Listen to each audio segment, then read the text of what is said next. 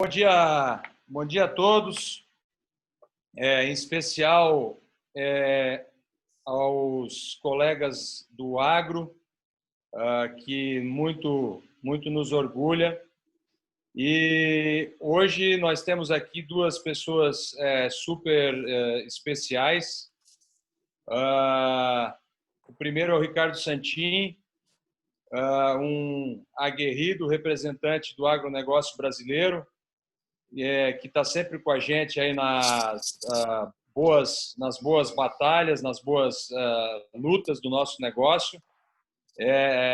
Eu brinco que o Santinho é sempre aquele cara importante na greve do caminhoneiro, no coronavírus, né? Então, o bom parceiro é aquele que nunca foge à luta. E também temos com a gente um prazer enorme, o deputado Aguinaldo Ribeiro.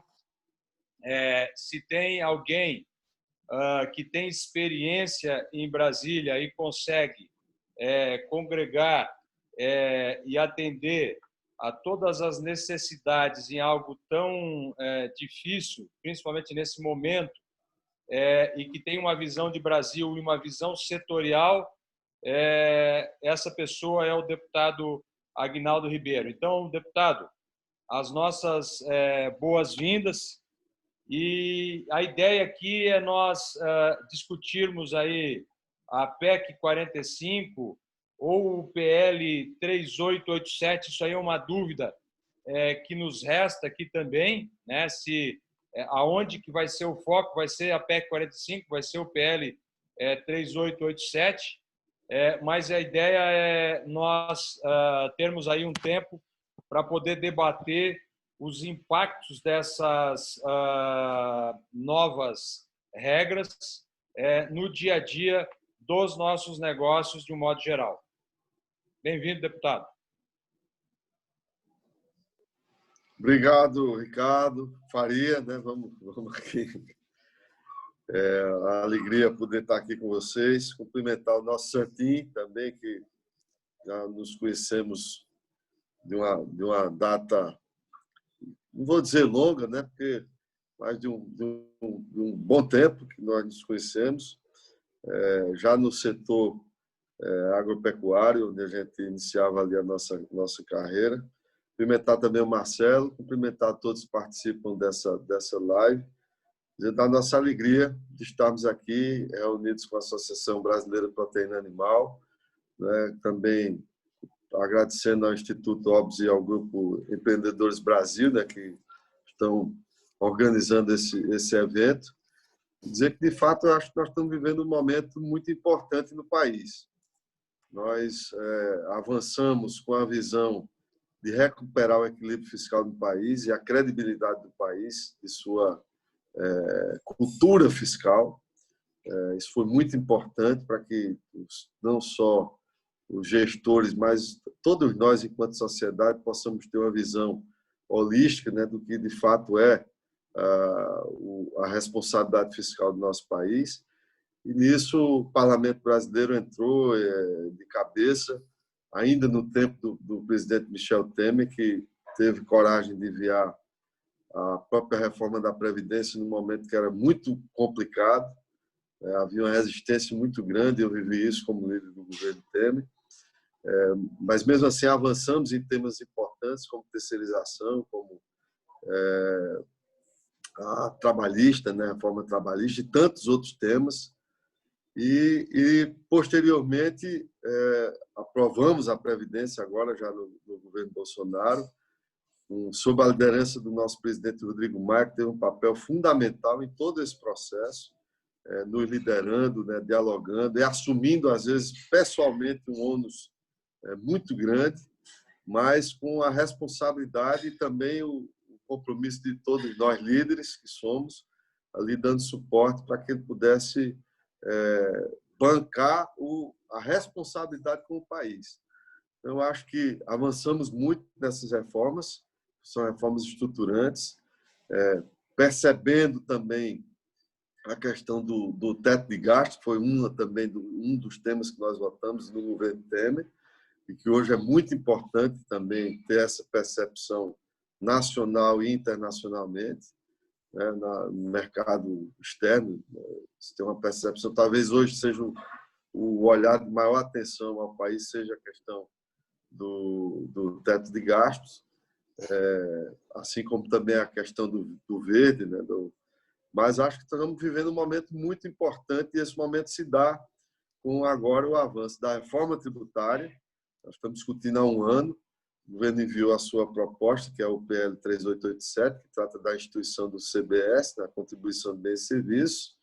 Nós temos também a proposta da PEC 45, cujo relatório tem a responsabilidade na Comissão Especial da Câmara dos Deputados, e a PEC 110, cujo o relatório está sob a responsabilidade do presidente da Comissão Mista, né, da qual eu sou relator, que é o senador Roberto Rocha, que tem aí esse papel de debater as três propostas, né? A proposta da PEC 45, a 110 e o PL 3887.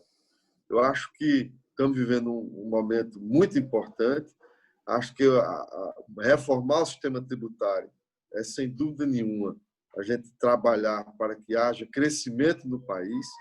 Há um estudo, e vários estudos, mas agora recente, da FGV, o professor Braulio Borges, que propõe e que enxerga um crescimento potencial do nosso PIB nos próximos 15 anos de 20%, com um impacto de 20 pontos percentuais no PIB nos próximos 15 anos. Portanto, é um efeito importante.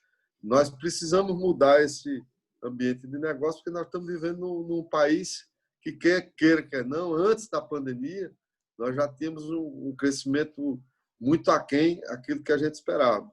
Não dá para a gente pensar num país como o nosso, né, tendo crescimento de 1,1% no nosso PIB. O que nos vai dar, de fato, a possibilidade de distribuir riqueza, como todo mundo fala, né, é gerando riqueza. E só se gera riqueza diminuindo os entraves que nós temos na nossa burocracia, né, no tamanho do Estado, né, a responsabilidade com o gasto, e isso se dá em enfrentar, de fato, reformas estruturantes. Acho que ontem também, para registrar, o governo enviou a reforma administrativa, que também é um sinal importante, precisa ser feito, precisa ser registrado aqui, para que nós possamos inverter essa lógica do gigantismo do Estado brasileiro que nós temos, que nessa lógica a gente adapta sempre a arrecadação para o tamanho desse gigante que é o Estado brasileiro. E isso é uma subversão da nossa nação. Nós precisamos, ao contrário, ter um Estado cada vez menor, né, com custo cada vez menor, e que nós possamos ter, pelo contrário, um orçamento fiscal que tenha margem para a gente investir, de fato, em infraestrutura, né, em ter recursos para a educação, para a saúde, para transporte público, para a segurança. Né?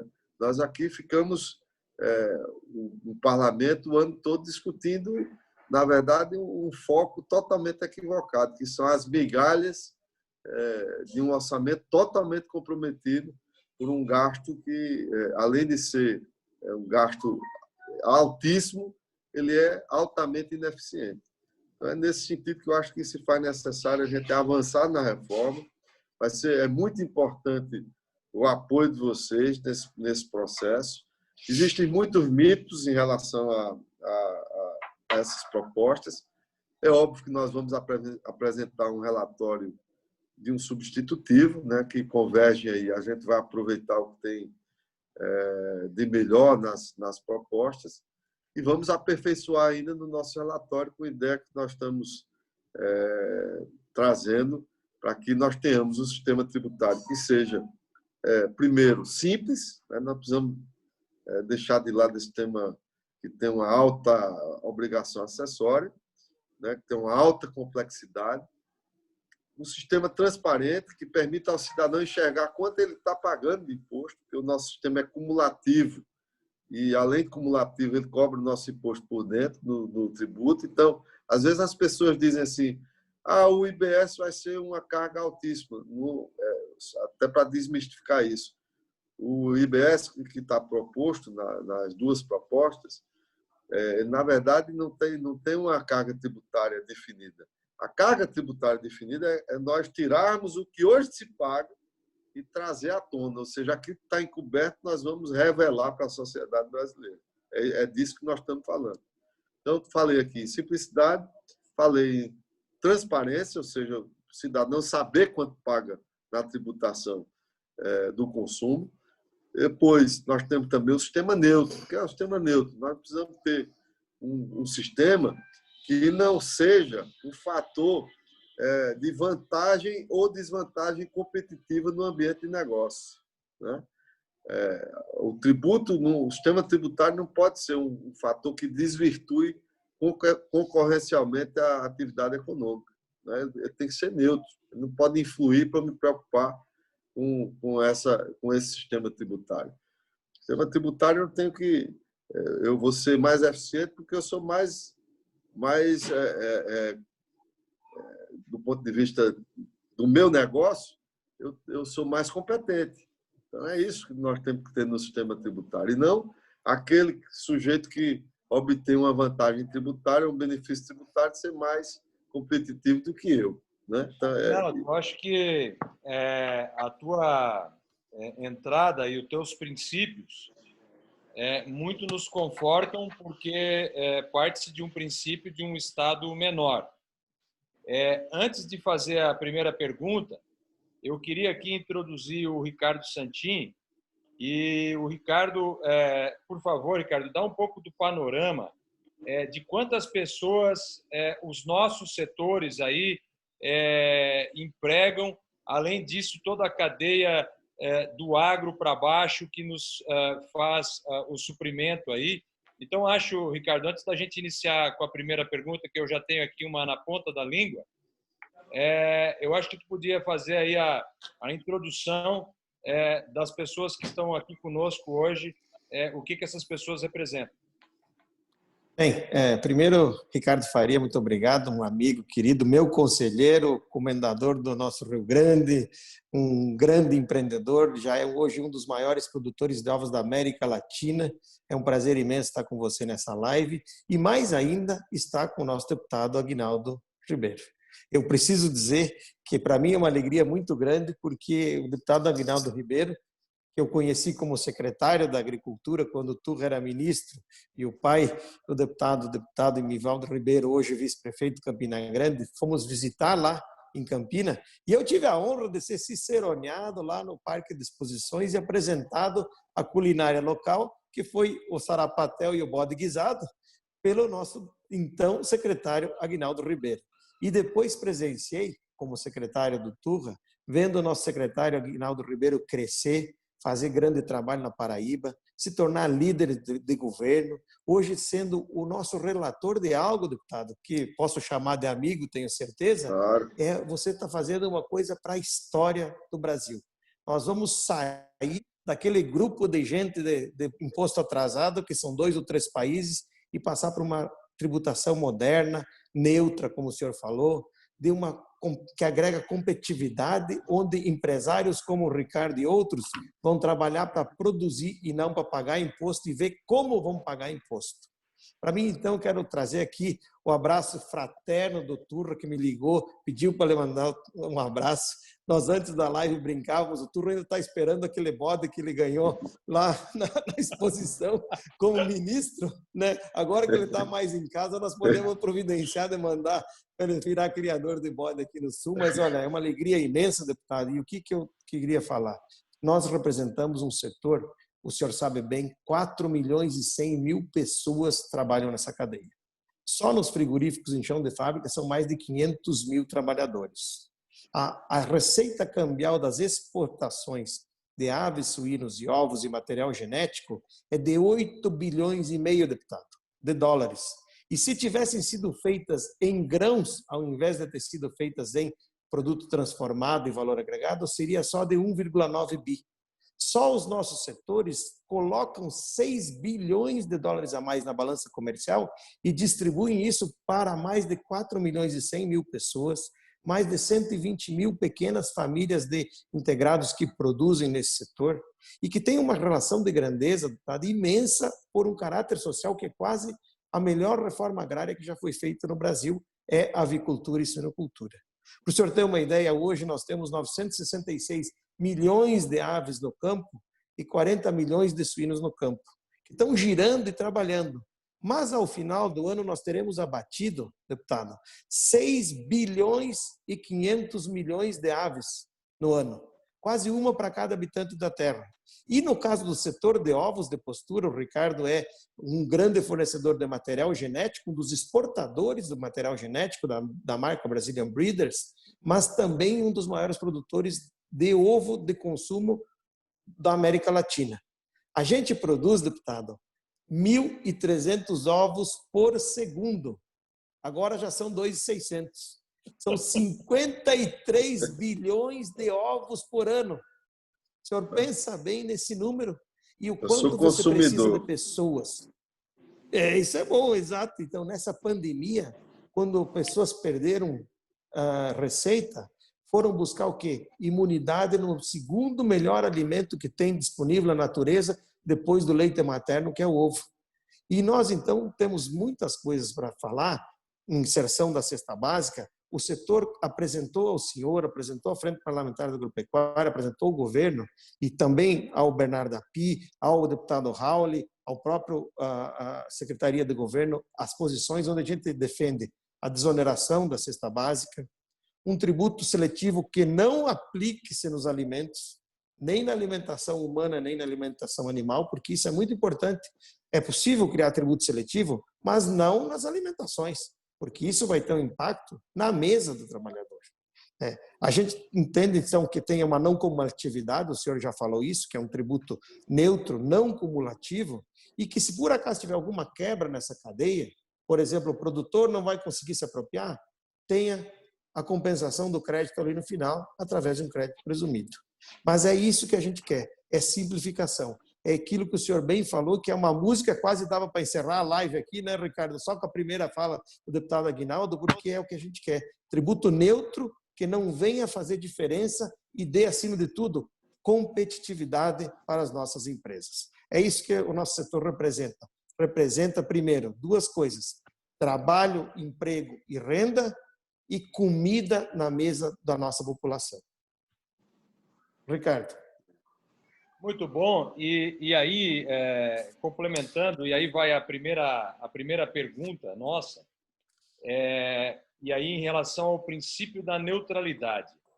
Uma coisa que o setor acha importante é que não se faça distinção entre pequenos e grandes, mas sim entre bons e ruins, competentes e incompetentes, eficientes e ineficientes.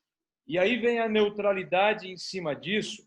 Até nós, em outras oportunidades, já discutimos aquele imposto em relação a um pequeno imposto em relação a transações financeiras que pudesse talvez aí desonerar folha ou qualquer coisa do gênero. Mas como vai se fazer neutralidade e não separar e não segregar pequenos e grandes, mas sim competentes e incompetentes, eficientes e ineficientes? Como que vocês pensam nesse sentido?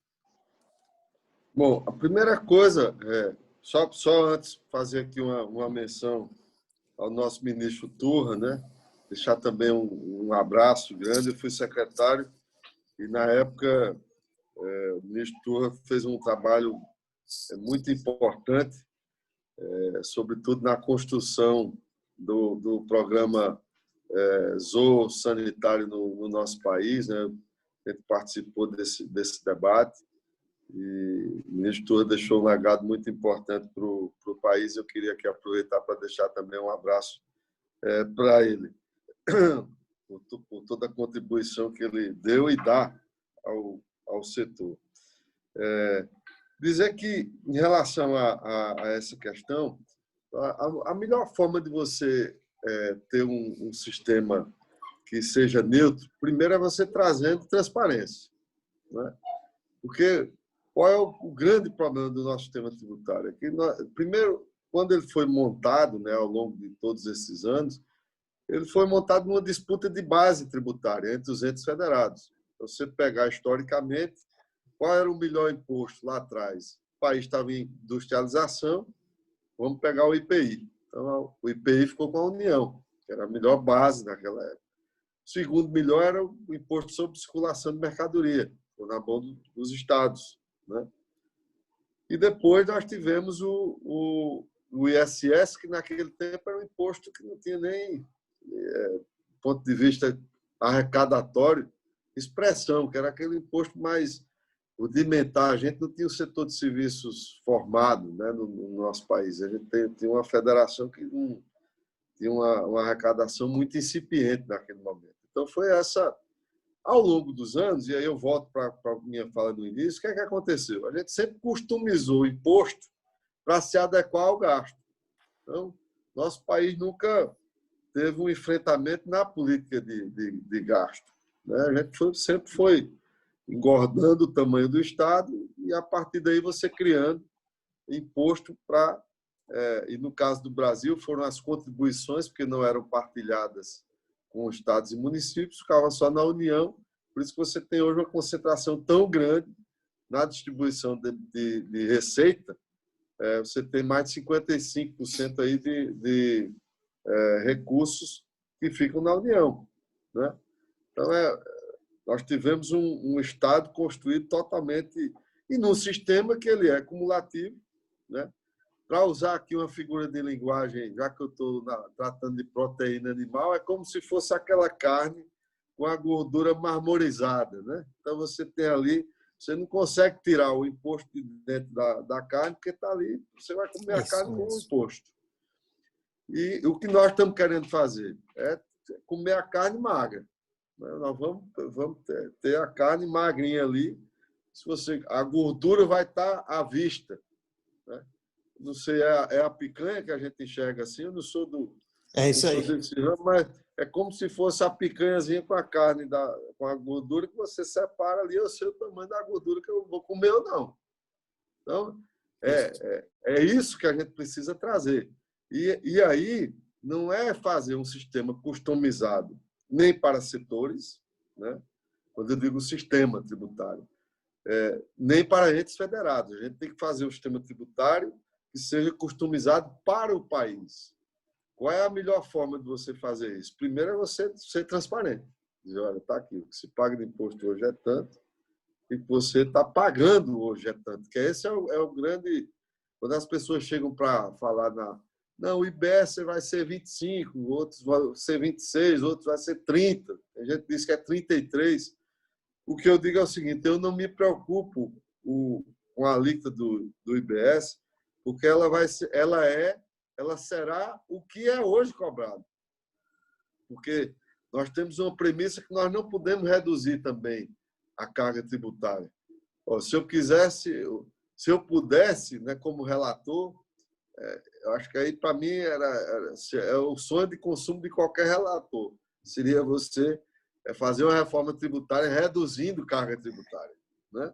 Mas com o déficit fiscal que nós temos hoje no país, nos seus 3 níveis, né, de federação, nós não temos como fazer isso. Então, nós temos que manter essa carga. O que é que nós vamos fazer? Nós vamos expor essa carga. Agora, por óbvio, no sistema tributário, como um todo, olhando de forma holística, você tem setores que têm um impacto maior, outros que têm um impacto menor, mas no IBS é bom a gente ter esse conceito que muitas pessoas confundem, que é no IVA. Em última instância, quem paga o imposto é o cidadão. Aí onde a gente está, conceitualmente, a gente tem que romper essa cultura de que, não, esse sistema que a gente tem, não é. No IBS, no final, quem vai pagar o imposto é o consumidor. Ele é quem vai pagar esse imposto. E isso vai promover nele também uma cultura fiscal, que a gente não tem no Brasil, né?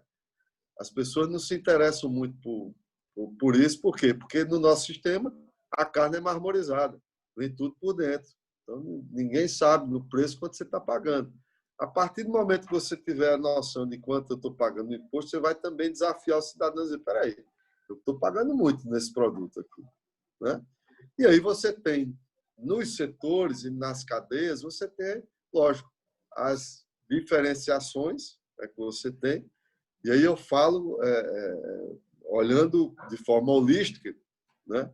E a gente enxerga cada setor com as suas peculiaridades, mas nós não queremos fazer, na reforma tributária, um regime como é o nosso sistema hoje, na tributação do consumo, que é um regime de exceção, que produz esse contencioso tributário que a gente tem hoje no país e essa insegurança, e que permite que o auditor fiscal vá na empresa, no estabelecimento, e ele que diga que, olha, isso aqui você tem direito a crédito, isso aqui você não tem, está entendendo? Nós queremos simplificar e ter um sistema que seja auto-aplicável, ou seja, não precise de interpretação nem da Constituição de quem quer que seja, porque ele é auto-aplicável. É isso que nós desejamos. Então, é isso que, para mim, Ricardo, Faria, representa ser a neutralidade. E nós pensamos exatamente dessa forma. E aí, lógico, que nós vamos calibrar esse sistema dentro da transição, né? Nós não vamos tributar a exportação, nós não vamos exportar imposto, né? Acho que essa é uma regra importante para a gente colocar. Eu acho que é um absurdo você exportar imposto, muito pelo contrário. E nas cadeias, né, você tem que trabalhar para que você não penalize, né, o cidadão, que é quem vai pagar o imposto no final. É isso que eu quero aqui deixar claro.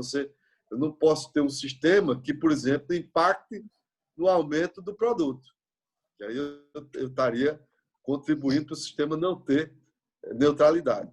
E é isso que nós estamos pensando. A questão da desoneração da folha, que o Ricardo eu posso considerar, a gente pode considerar, então, que o pequeno, o médio e o grande, que produzem o mesmo produto, terão a mesma carga tributária. Isso é uma premissa. Na tributação do consumo, que a gente tem outra tributação que está em discussão, não está aqui agora porque não está nem numa das PECs, mas o governo está propondo, que é a tributação sobre renda e patrimônio. Né? Mas não vamos entrar aqui, que não está na... Vamos entrar nisso agora. Vamos entrar nessa história. Mas a premissa é que você tenha, lógico, você tem algumas pessoas que vão estar fora. Por exemplo, cooperativismo. Você tem um tratamento para cooperativismo que já está posto. Pequeno produtor, se é uma pessoa que hoje está no Simples, né, vamos colocar assim, ele estaria fora do Simples, ele estaria fora do IBS nas propostas que nós temos hoje. No creditamento, vamos dizer, naquelas empresas grandes, se eles fornecem para as empresas grandes e o grande vai precisar do creditamento, não está no texto. Mas eu tenho que achar uma solução para isso, que eu não posso penalizar o pequeno também, porque o grande vai precisar do crédito, eu vou, no mínimo, ter que dar a ele a condição da opção, né?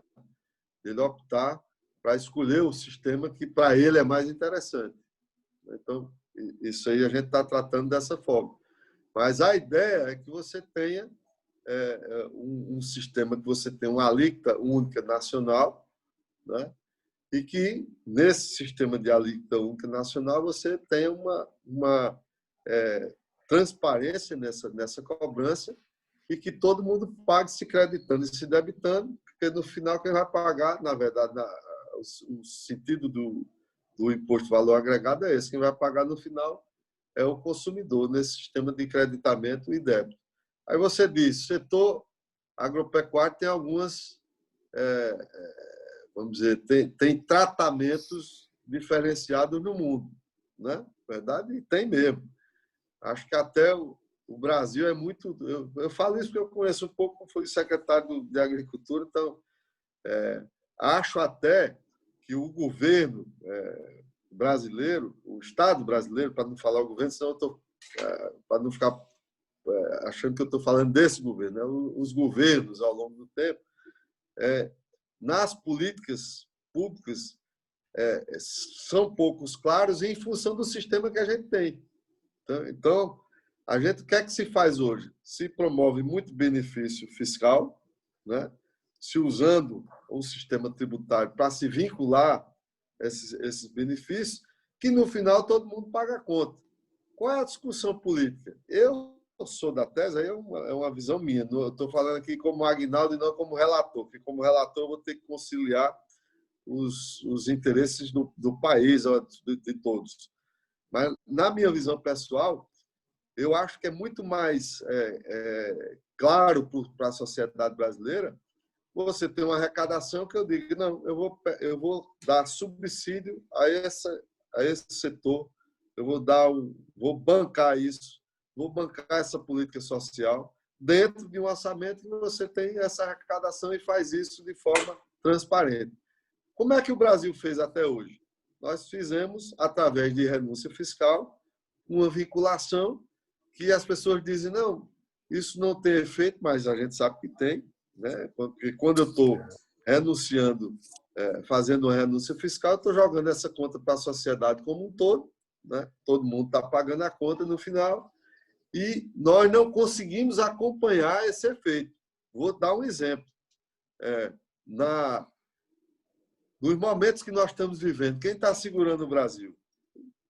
O agro. Né? Agronegócio. O agronegócio está segurando o Brasil. Então, quanto tem de benefício fiscal em outros setores que estão gerando praticamente nada, setores hoje que não empregam nada, está entendendo? E que tem, às vezes, esses benefícios renovados e renovados. E a gente não tem essa transparência, quer dizer, a sociedade não faz essa conta. Quer dizer, onde é melhor eu dar o meu benefício? Né? Onde é melhor eu subsidiar? Esse é um debate que é um debate político. Tá? Estou aqui só, como é um ambiente qualificado, né? Muito qualificado, eu estou fazendo um pouco de um debate mais assim, propositivo, do ponto de vista conceitual até de país. Mas é uma discussão para a gente fazer também na reforma, porque a desoneração da cesta básica, por exemplo, você colocou aqui, é uma discussão para a gente fazer também juntos, ver o que é melhor. Como é que o que é cesta básica hoje no Brasil? Né? Tem até chocolate suíço, queijo suíço dentro de cesta básica. E queijo Mas não suíço, tem ovo, deputado. Mas não deixaram fora o ovo, viu?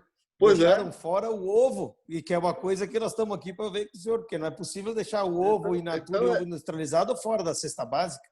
Então, eu acho que esse debate, e quando a gente faz a desoneração, eu desonero para o pobre, mas desonero para a classe média, desonero para o rico. É um debate para a gente fazer. Eu não sei qual é o melhor modelo. Eu acho que, para mim, o melhor modelo é o que é mais progressivo e o que desonera o mais pobre. Né? O cara que ganha menos. Esse é o melhor modelo. O melhor formato. Né? O formato a gente tem que buscar qual é o que atende, o que não cria distorção, inclusive no preço. Eu acho que porque quando cria distorção no preço, a gente está transferindo também para o consumidor, e aí é um sistema que termina sendo mais regressivo, como ele é hoje. Mas, deputado... Falei demais, né? Ricardo, deixa eu só complementar. Deixa eu complementar uma parte aqui, deputado. Primeiro, muito obrigado pelas suas falas. Eu acho que a gente não tributar a exportação é algo muito importante e vem junto ao que o senhor estava começando a falar, e já vou voltar da desoneração da folha.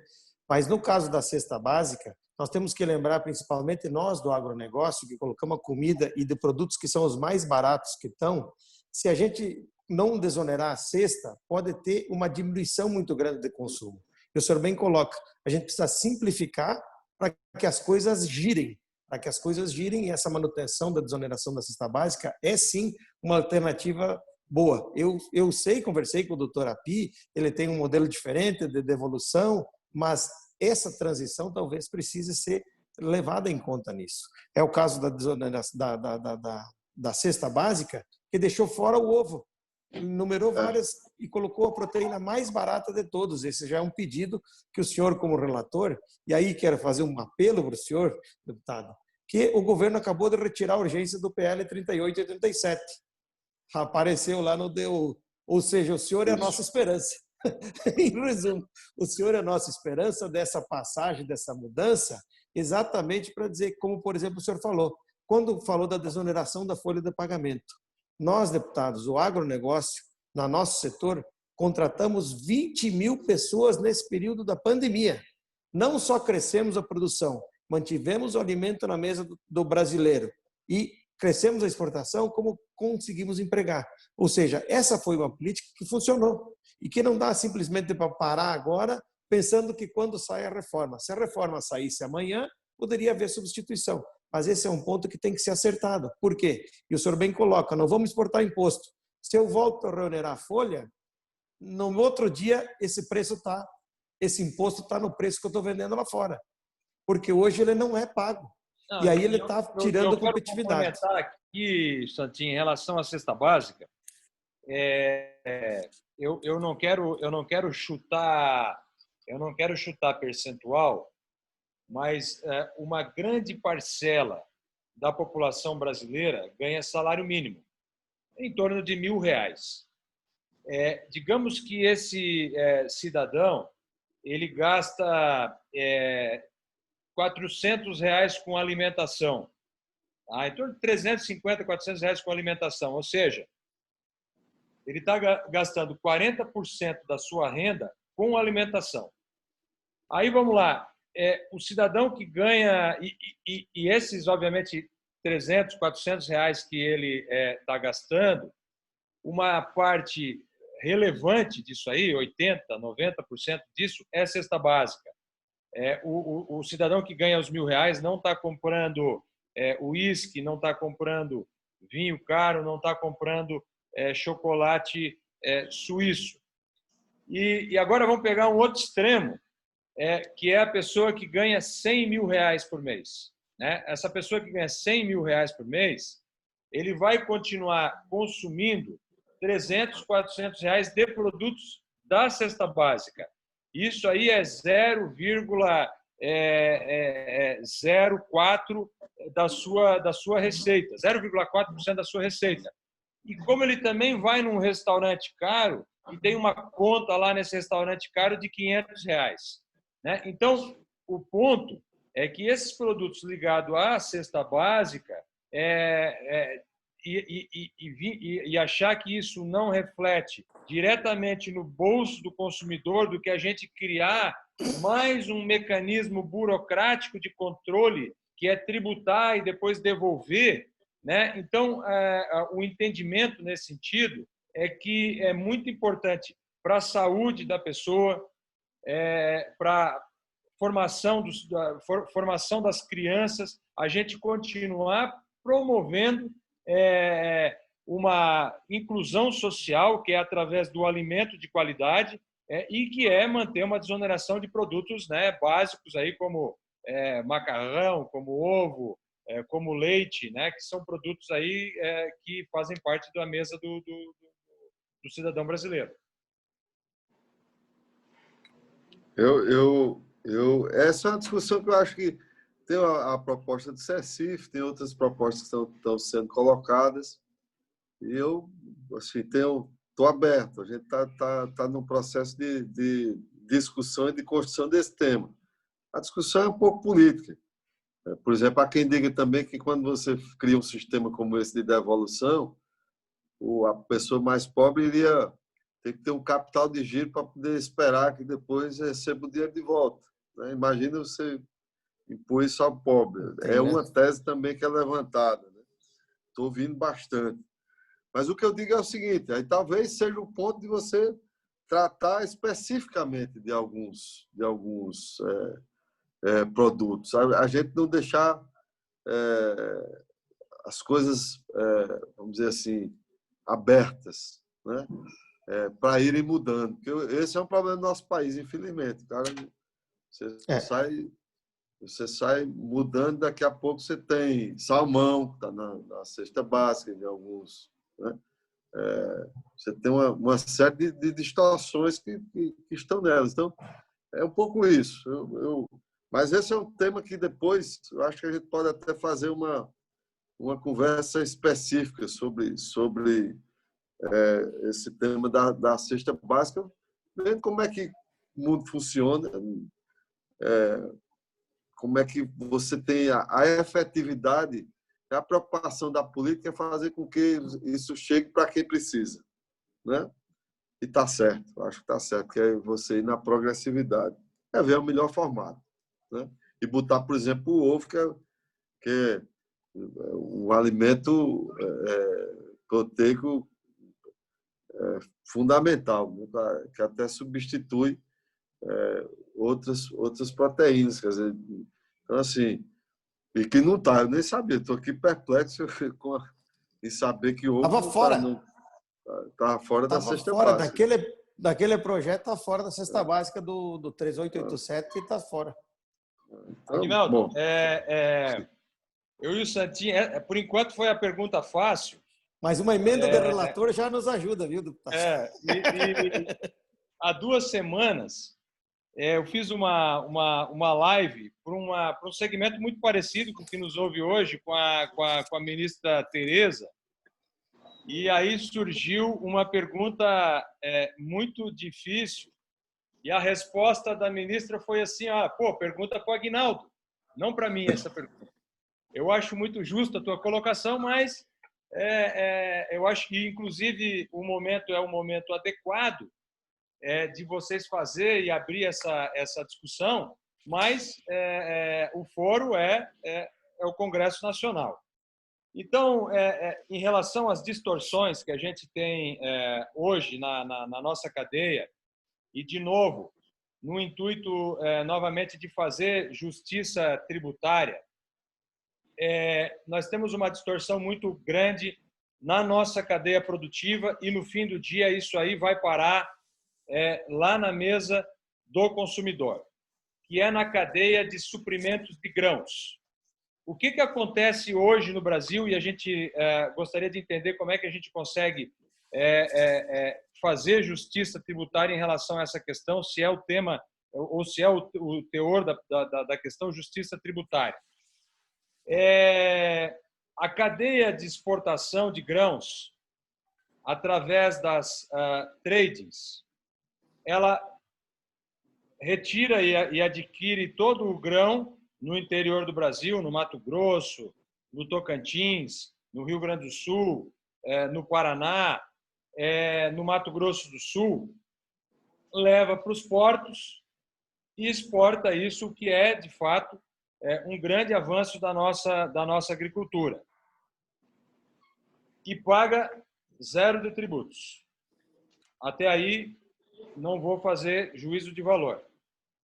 A cadeia do agronegócio, que são esses segmentos que o Santinho falou, que gera em torno de 4 milhões de empregos, através dos seus colaboradores diretos, dos seus prestadores de serviço, dos seus integrados, dos seus pequenos fornecedores, do posto de gasolina que abastece o caminhão que vai levar a ração, do posto de gasolina que abastece o caminhão que vai levar o pintinho, que vai coletar o frango, que depois vai levar o frango até a gôndola, até o supermercado, a gente paga ICMS do grão.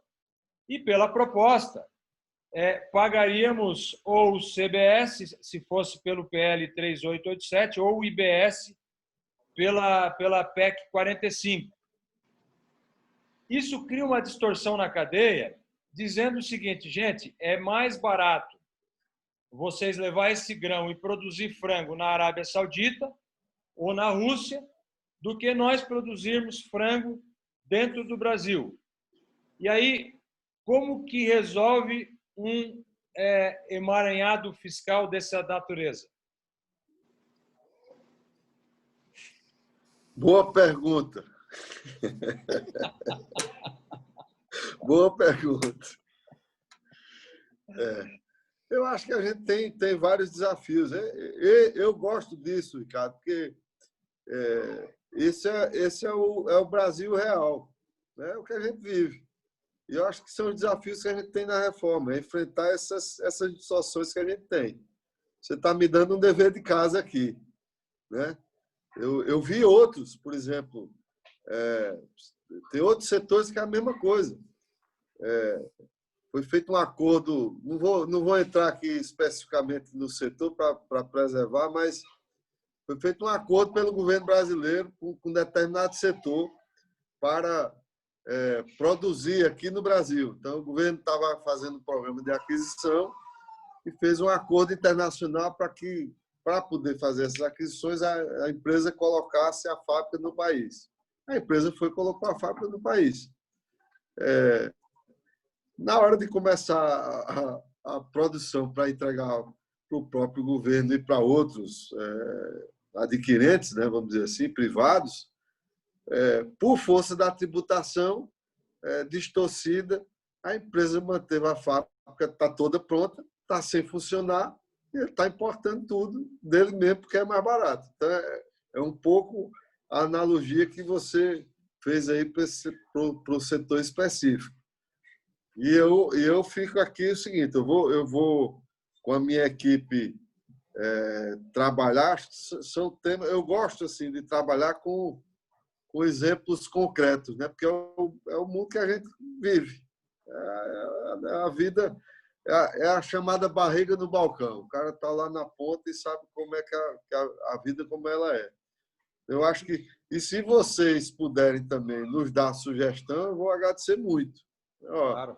Uma coisa que a gente pensou que acho que resolve é tomar essa. Por exemplo, esse setor, eu pedi uma sugestão, eles ontem me mandaram uma sugestão e a gente está estudando também o que eu estava pensando com uma sugestão específica, né, de como você tirar uma distorção como essa. São as loucuras que a gente tem, por exemplo, como a nossa Zona Franca de Manaus, que hoje não é Zona Franca.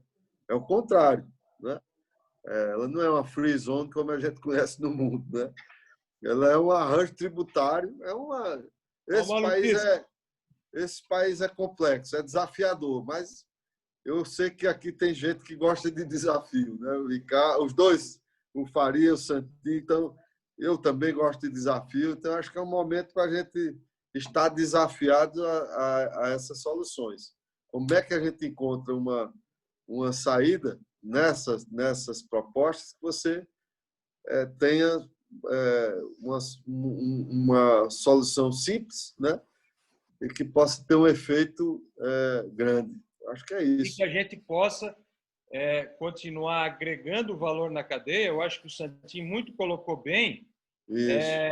O volume de exportação de frango e suíno que foi feito esse ano, acumulado, 8,5 bilhões de dólares. Se fosse feito essa exportação em grãos, isso daria 1,9 bilhões de dólares. Ou seja, são 6,6 bilhões de dólares a mais que nós estamos agregando aqui no Brasil, em detrimento se a gente tivesse exportando esse produto in natura. E fica aqui a minha observação. Não é querer aumentar custo de quem exporta grão. Não é isso. É nós acharmos a maneira de destruir essa distorção aonde quem agrega valor gera emprego, gera renda, gera desenvolvimento social, tem uma penalidade por fazê-lo dessa maneira. Ricardo, o deputado Aguinaldo, o Ricardo coloca esse exemplo que fica mais fácil importar, às vezes, aqui, ele sabe, ele tem as granjas em Santa Catarina, do Paraguai e da Argentina fica mais barato que o Mato Grosso do Sul. Veja se tem cabimento. Nós, dentro de um país, trazendo, o Brasil vai ter que, daqui a pouco, importar soja. Mas, deputado, eu queria aproveitar a sua presença e perguntar uma coisa que o senhor hoje é a nossa única esperança, já que não tem mais a urgência, é de alguma previsão, a entrada da reforma administrativa. O que eu viajo muito, deputado, esse mundo afora, e o que as pessoas querem é simplificação do modelo, e o senhor coloca bem. Essa simplificação, quanto antes ela vier, melhor. Nós estamos perto de um ano de eleição e o povo quer essa reforma. Eu acho que o povo já entendeu que esse emaranhado tributário prejudica todo mundo. Todo mundo. O senhor tem uma previsão? Como é que está o andamento político da nossa reforma tributária? Só para esqueci de comentar uma coisa, Santinho, que você colocou. Eu sou a favor, de combinado inclusive com o próprio governo, de se derrubar o veto da desoneração. Por quê? Porque você tira a previsibilidade. A gente não pode viver num país que, no meio quase no fim do ano, você no meio de uma pandemia, você não sabe como será o ano que vem. E se você, de repente, que já tem um custo hoje, né, você não ter trazido de volta, no mínimo, a previsibilidade. Eu acho que esse ponto, eu acho que não é questão contra o governo, não é nada. Você não mexer na regra, pode isso, Arnaldo? Eu acho que não pode. Não pode, não pode. Acho que não pode, no meio do jogo, você, agora vai ser 6 meses, vai ser... Não é isso. Eu acho que tem que dar previsibilidade. Lógico, se a reforma acontecer e a gente está trabalhando, eu sou a favor da desoneração. A gente precisa buscar a fonte. Né? Onde é que eu vou buscar para desonerar? Isso é um debate que nós vamos fazer em conjunto. Mas acho que, só para fixar esse ponto, acho que a gente obrigado, tem que essa excelente essa notícia. manter por um ano, que foi o que a Câmara e o Senado decidiu. Eu acho que até não foi nem o governo, talvez mais a economia pressionou para tentar, politicamente, dentro da reforma, trabalhar isso. Eu acho que está equivocado. Se for essa visão está equivocada. Deputado, isso é o que o presidente manter a quer, previsibilidade, né? e se ajustar dentro da reforma. Aí é outra coisa. Estou fazendo a mesma coisa, só que dando segurança aos contratos, às empresas. É isso que eu penso.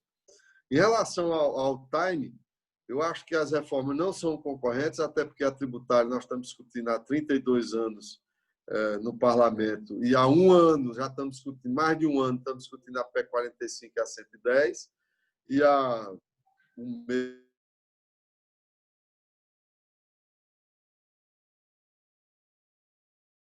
A reforma administrativa ela é muito importante, acho que foi importante o governo ter mandado. Lógico que ela tem começou agora essa discussão, né? Ela tem uma tramitação, tem um efeito também que é um efeito mais de longo prazo, porque nós não vamos ter, talvez, eu não fui a miúde na proposta, mas me parece que o efeito é para as carreiras futuras, né? Então, mas é importante que se tenha já essas definições agora. Então, qual é o meu sentimento? Vou trabalhar para entregar o relatório até o fim do mês. Tá? É o nosso... Eu estou trabalhando aqui, eu estou aqui falando de João Pessoa, estava ontem em Recife, inclusive com o presidente Rodrigo, o governador de Pernambuco e o secretário de Fazenda, discutindo.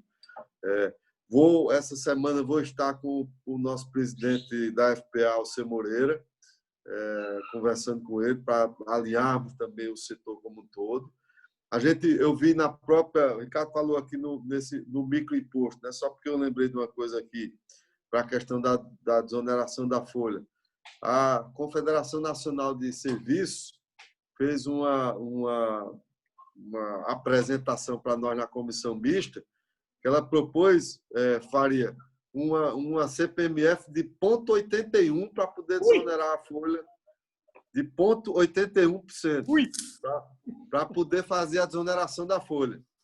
Eles estavam querendo... Aí eu digo, você pensar numa CPMF de 0,81, com uma Selic de 2%, mesmo que você tribute, ele estava propondo tributar 4 PIBs, que daria em torno de 28 trilhões de reais.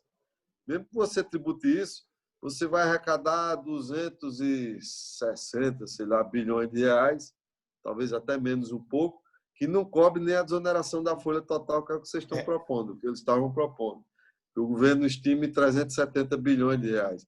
Então, assim, tem muita solução que chega pronto. O que é que eu estou propondo na minha proposta? Nós vamos ter o IVA digital. Essa história de imposto digital, vamos e venhamos, não existe. O que o ministro Paulo Guedes está propondo é uma CPMF. Ok, não estou aqui... acho que a sociedade tem que discutir se quer uma nova CPMF ou não e para que vai servir esse imposto, se ele é perene ou não. Isso é uma discussão. Eu, pessoalmente, tenho minhas convicções em relação a esse tipo de tributo. Eu não gosto desse tipo de tributo. Ele é altamente distorcido, tá? Mas é porque ficam se buscando soluções para não tributar aumento na base de tributo. E o que é que eu O que é que eu estou discutindo? Estou discutindo você cobrar aquilo que não se cobra mais não se cobra ainda numa base nova, que é a nova economia, né? A nova economia, você hoje não consegue ainda tributar. E aí, o que é que eu tenho dito? Olha, a solução da tributação da nova economia está na tecnologia. Então, nós vamos buscar tecnologia para fazer essa cobrança. Até porque tudo era novo. Por exemplo, quando chegou o Uber, você não tinha regulação, né? É uma plataforma nova. Como é que você trata essa relação de trabalho? Como é que você trata essa relação fiscal? Isso são coisas novas que a gente tem. E nós vamos ter cada dia mais coisas novas, né? Para regulamentar, para regular. Então, assim, nós estamos muito focados. O setor de vocês é um setor muito importante. Nós queremos aprofundar, finalizar, até porque a gente está já conversando. Tivemos uma reunião com o IPA, né? o IPA lá conosco. Participou também tem participado comigo o Ronaldo Santini, o deputado Neri Geller, a senadora Cátia Abreu ontem me ligou. Nós estamos conversando com bastante gente que o Wilson Leitão tem tratado conosco também, feito reuniões. Então, nós estamos fechando um time que é muito grande, né? É um time importantíssimo para a nossa aprovação, porque a Frente Parlamentar da Agricultura ela tem está ali em todas as bancadas muito presente, inclusive na minha, né? A gente tem vinculação com o agro. Então, assim, é fundamental essa interação e esse apoio de vocês para que a gente possa aprovar, de fato, uma reforma tributária que promova isso, promova simplicidade, promova justiça, promova transparência, para que as pessoas possam cobrar também mais do Estado. Eu acho que isso é fundamental, sabe? E as pessoas dizerem, olha, como é que você paga tanto imposto, né, e tem tão pouco de volta? E aí as pessoas vão começar a questionar pontualmente isso aqui eu estou pagando, né? Vão começar, inclusive, a confrontar essa carga que hoje é muito alta. A gente tem aí uma carga de cerca de 35%, 36% do PIB. Que já... de 2%, né, Aguinaldo? Hein? Uma carga de 35% para serviço de 2%, 3%. Pois isso é uma distorção muito grande. Aguinaldo, deixa eu juntar algumas perguntas aqui. Primeiro, eu quero mandar um abraço aqui para o seu Mário Lansnaster. O seu Mário Lansnaster é presidente, talvez, da maior cooperativa do Brasil, que é a Aurora, e ele está aqui lhe cumprimentando e pedindo para comentar o seguinte, que nos últimos 10 anos, o Brasil dobrou, triplicou a exportação de grãos, mas não aumentou a sua exportação de aves por conta dessa distorção tributária que existe, em que é mais barato hoje a gente exportar grão para o camarada produzir frango lá na Arábia Saudita do que a gente produzir frango no Brasil. Então, aqui fica aí o bom dia do seu Mário aí para todos nós. E aí eu quero juntar algumas perguntas aqui muito parecidas, mas o intuito é o seguinte: as desonerações pontuais de ICMS nos estados, a partir da reforma tributária, elas ficam revogadas, sim ou não, ou depende? Você está falando de desoneração, são os benefícios fiscais, né? Incentivos. Benefícios locais, o governo de São Paulo. Em relação ao ICM. Exatamente. Nós temos um prazo de transição para a instituição do IBS, né? Qual é a principal mudança do nosso sistema? Nós vamos deixar de tributar o imposto na origem para tributar no destino. Isso faz com que você acabe com a questão da guerra fiscal.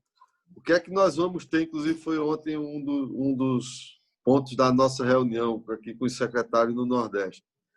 Nós vamos ter um fundo de desenvolvimento regional para suprir esse instrumento que os estados têm de promover, vamos dizer, sua política interna. né, de atração de investimentos.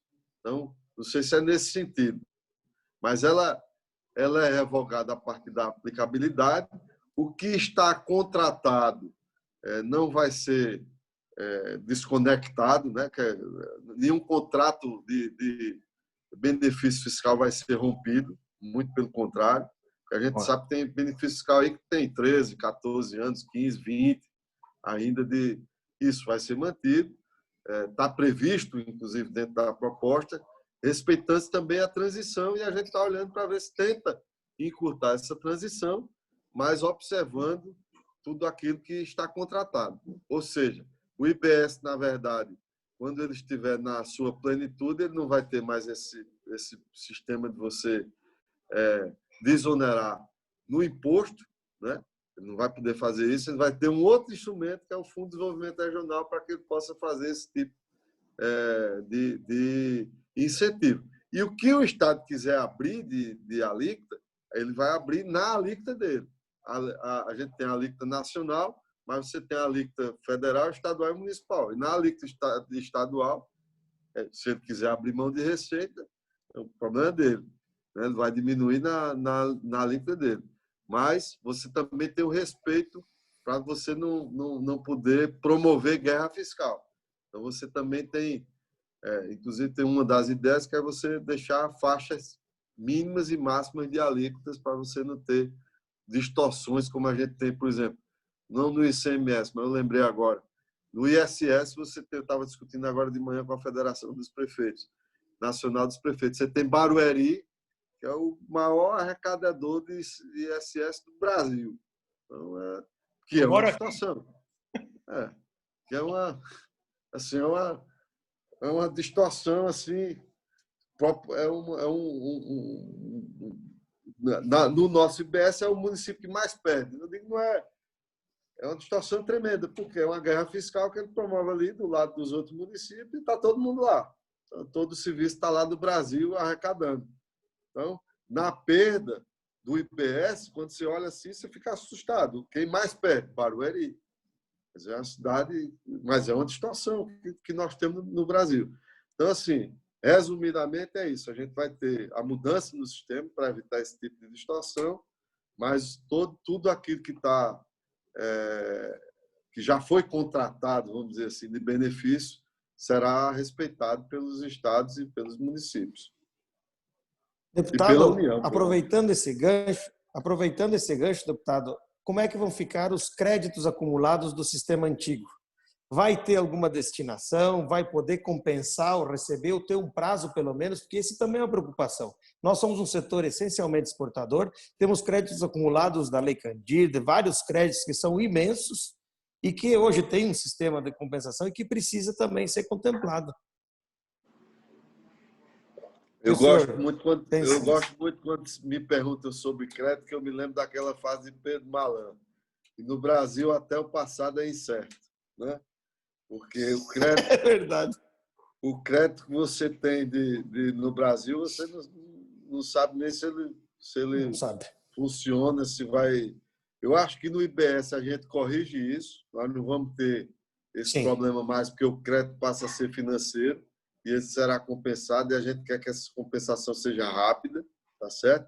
E do passado nós estamos fazendo um estudo, eu estou com auxílio de alguns especialistas, para ver como é que a gente cria uma solução para esse passado.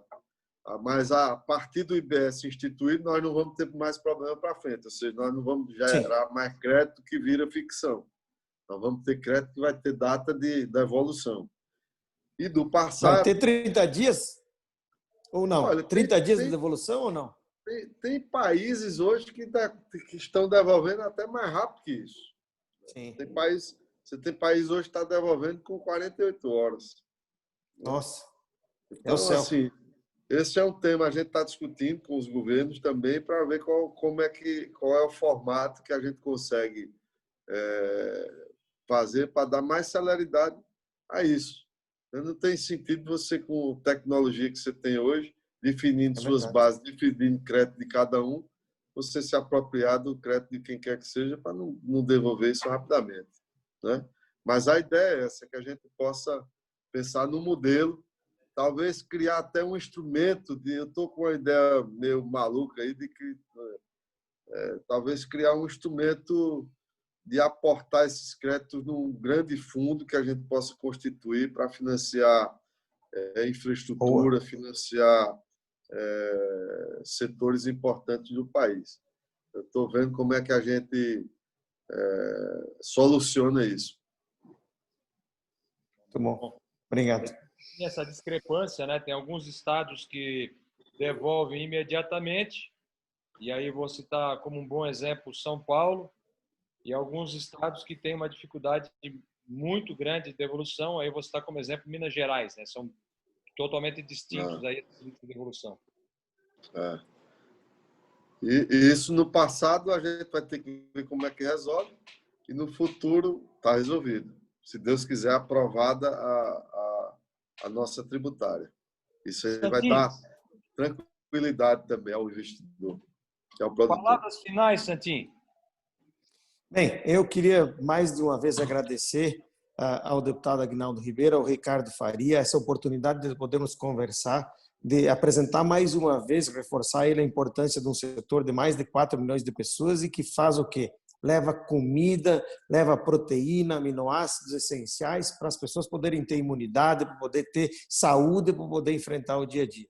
Eu sei da sua responsabilidade, deputado. Nós também cremos muito, sou seu companheiro de partido, o Turra está lhe mandando um abraço, o Zonta, são vários e a gente sabe da sua história e cremos muito na sua capacidade de agregação, de aglutinação, o seu espírito o senhor está super preparado. Então, eu queria agradecer, acima de tudo, e colocar os nossos setores à sua disposição, deputado, para qualquer esclarecimento. Nós fazemos alimentos que são coisas básicas, temos as cooperativas, o senhor falou bem do ato cooperativo, de todo o sistema da desoneração, da manutenção dos créditos e de não tributação das exportações. Os princípios que a gente defende, o senhor está falando e verbalizando. Então, eu lhe agradeço imensamente e conte com o nosso apoio. Obrigado e que Deus continue a lhe proteger aí nessa andança do Covid, o senhor e sua família também. Um abraço.